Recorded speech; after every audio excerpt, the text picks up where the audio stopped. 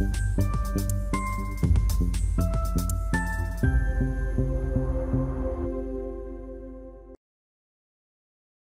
selamat pagi, selamat datang kembali di Irfan Belajar IT. Pada kesempatan kali ini kita akan belajar mengenai materi baru yaitu framework Streamlit. Streamlit ya. Jadi kita akan belajar Python ecosystem eh, mengenai web base. Langsung aja kita kenalan dulu mengenai framework yang akan kita pelajari. Yang pertama yaitu adalah Streamlit. Jadi Streamlit ini adalah framework sifatnya open source yang diciptakan untuk membuat aplikasi web interaktif dengan bahasa pemrograman Python ya. Jadi semua browser atau semua website yang terbentuk dari framework ini menggunakan bahasa Python. Bukan bahasa HTML, bukan bahasa CSS, tapi hanya Python aja gitu. Nah, framework Streamlit ini bisa digunakan untuk apa aja? Yang pertama itu kita bisa menampilkan model machine learning yang sudah kita buat pada pemrograman Python. Kemudian kita tampilkan ke dalam sebuah aplikasi berbasis website ya. Gitu. Yang kedua kita bisa bikin dashboard. Jadi dari semua data yang sudah kita manage pada Python, menggunakan Python, kita bisa menampilkan ke dalam menjadikannya sebuah website untuk menampilkan data-data hasil yang sudah kita proses, sudah kita olah semuanya pada sebuah dashboard gitu. Yang ketiga itu kita bisa membagikan sebuah data science project. Jadi data-data yang sudah kita analisa, yang sudah kita hasilkan pada sebuah model machine learning tertentu, kita bisa bagikan pada sebuah website yang dibuat oleh framework Streamlit ini. Nah, ini cara kerja development-nya, alurnya. Yang pertama itu codingannya pasti semua menggunakan Python. Jadi codingannya Python dengan uh, instruksi-instruksi tertentu. Kemudian Python-nya itu disimpan. Setelah disimpan, kita langsung menjalankan Streamlit-nya. Maka dia akan pertama ketika pertama kali kita menjalankan Streamlit, dia akan mendeteksi apakah Streamlit itu sudah jalan atau belum. Gitu ya.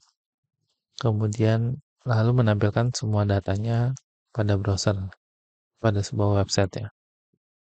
Nah, kemudian ketika kita melakukan manipulasi atau modifikasi pada codingan Python kita simpan lagi, langsung dia akan mendeteksi perubahan yang nantinya akan ditampilkan ke website tersebut. Gitu. Oke, jadi ini alurnya.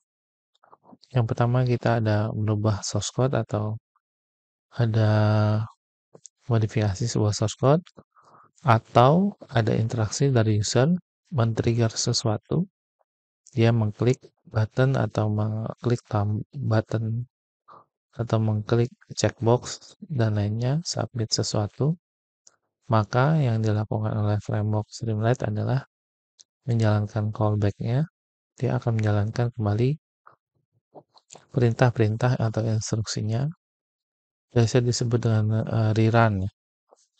Kemudian dia akan menjalankan script dari awal sampai akhir, gitu.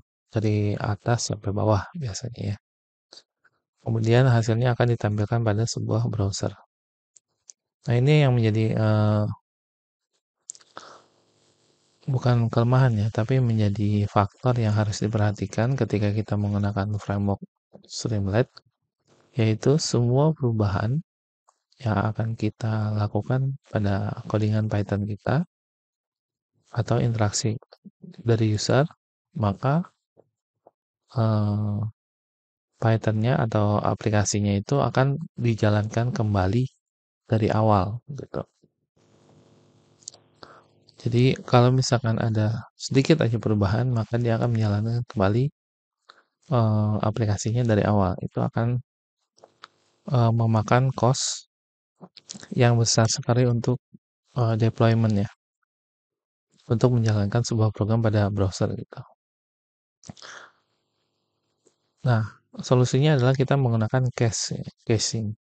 Jadi baik itu mau di cache-nya adalah datanya atau mau di cache-nya ada resource-nya tergantung kebutuhan kita untuk menggunakan framework ini. Apakah untuk API call, data frame, membuat sebuah dashboard atau memegang sebuah function, itu berarti yang di cache adalah datanya. Atau uh,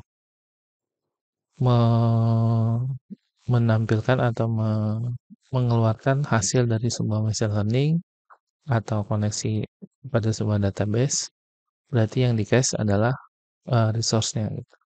Nanti kita akan belajar lagi lebih jauh mengenai caching yang akan membantu Anda untuk mengefisiensi atau mengoptimalisasikan aplikasi yang Anda buat di framework Streamlit ini.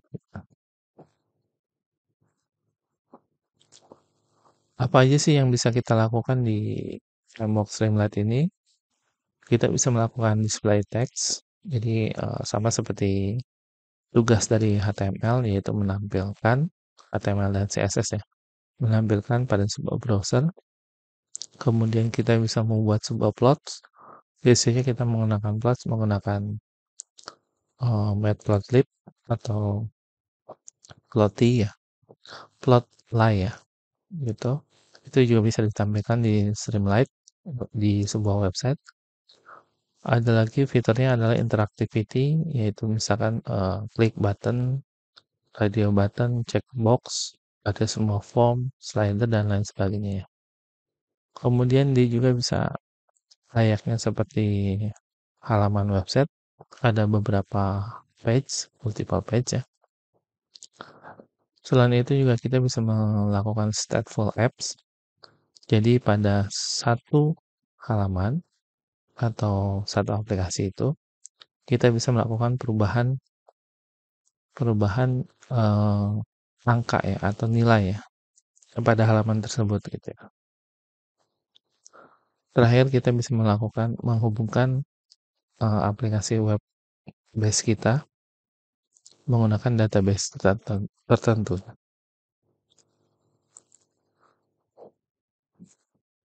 Gitu ya. Kalau kurang jelas, silahkan mampir uh, di bukan channel ya. Kalau ini channel yang Anda kunjungi, tapi ada lagi satu lagi di playlistnya ya. Jadi playlistnya itu jangan lupa ada di YouTube-nya atau di Facebook-nya belajar IT, biarkan belajar IT, yaitu playlist Streamlit Basic ya. Selanjutnya kita akan melakukan instalasi dan setup framework Streamlit-nya, baru kita masuk ke materi dasar Streamlit, yaitu kita bisa melakukan display, membuat sebuah grafik, plot, atau interaktif yang lainnya. Oke, terima kasih atas perhatiannya. Selamat pagi.